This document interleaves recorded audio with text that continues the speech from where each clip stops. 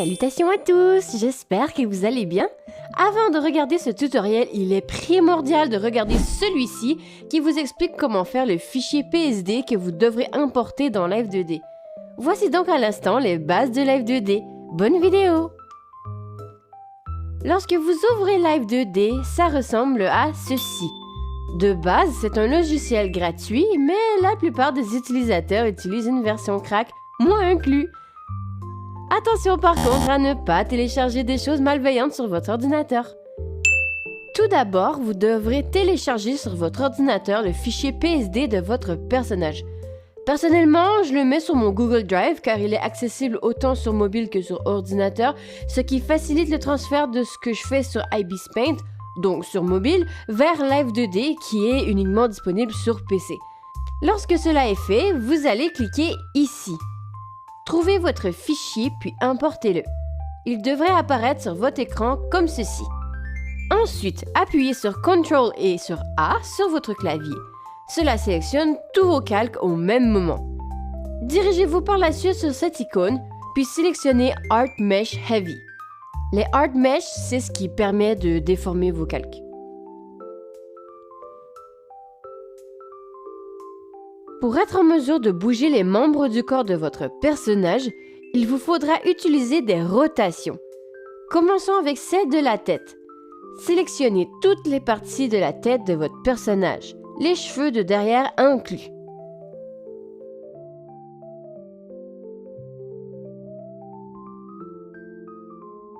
Dirigez-vous ensuite vers cette icône qui est l'outil de rotation. Nommez votre nouvelle rotation pour être en mesure de la reconnaître par la suite. Cela fait apparaître une rotation sur votre écran que vous devez placer au bon endroit. Donc, pour ce faire, vous avez juste à tenir CTRL enfoncé, puis déplacer votre rotation avec la souris. Une petite silhouette bleue devrait apparaître comme ceci. Nous allons ensuite diriger la rotation dans le bon sens. Tenez CTRL enfoncé et dirigez-vous au bout de cette petite baguette. Faites un clic droit et tenez-le enfoncé. Dirigez la baguette vers le membre que vous souhaitez bouger. Comme par exemple, dans ce cas-là, on va le tourner vers la tête. Pour voir si votre rotation fonctionne bien, retournez au bout de la baguette jusqu'à ce que des petites flèches apparaissent. En appuyant sur votre souris, glissez de gauche à droite. Si ça tourne bien, c'est réussi. Sinon, faites juste replacer votre rotation et revérifier. Lorsque c'est bon, il faudra lui donner un paramètre. Dirigez-vous dans cette fenêtre. C'est avec cela que vous pourrez bouger votre personnage lorsque vous passerez en mode animation. Pour la tête, sélectionnez Angle Z, puis cette icône pour y placer 3 points. Glissez votre paramètre vers la gauche, puis tournez votre rotation vers la gauche. Faites ensuite la même chose du côté droit. Vous constaterez ensuite qu'en bougeant votre paramètre, ça fait réagir votre rotation. Recommençons avec le bras pour vous remonter les étapes.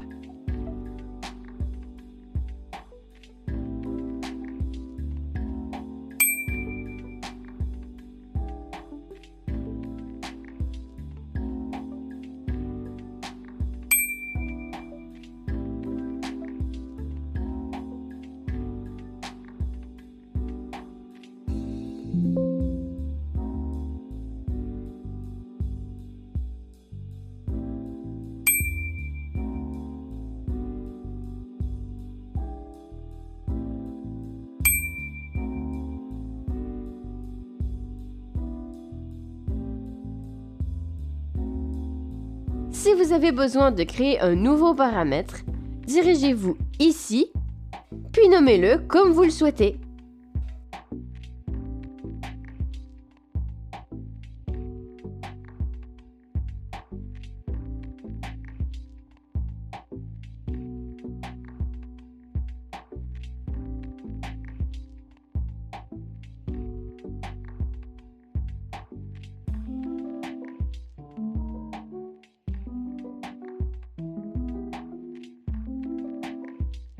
Une petite particularité s'impose avec le torse. Lorsque la rotation du torse sera faite, vous pouvez constater que la tête ne suit pas. Donc, sélectionnez celle faite préalablement pour la tête, puis dirigez-vous ici. Donnez-lui comme déformeur la rotation que vous avez créée pour le torse.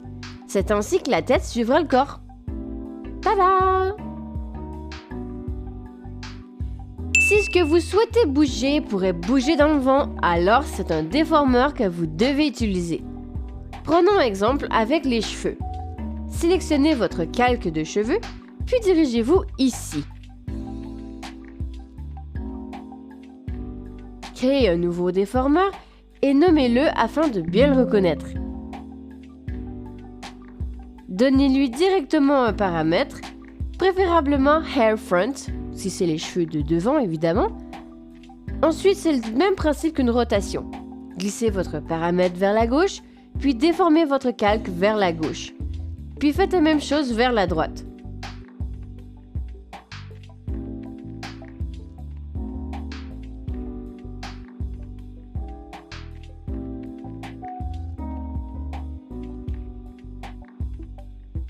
Pour un effet plus fluide, créez un deuxième déformeur pour ce même calque, puis un deuxième paramètre et faites la même chose, mais seulement avec le bas de votre calque.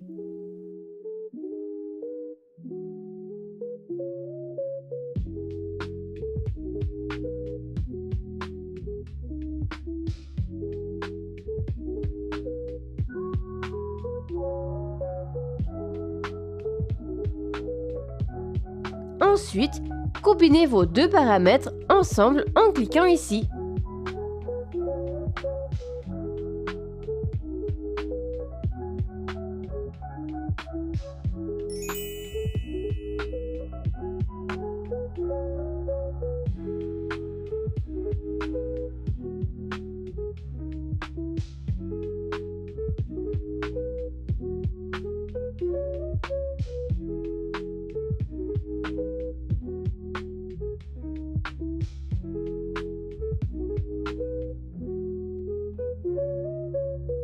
Et voilà, voici les mouvements basiques sur Live 2D.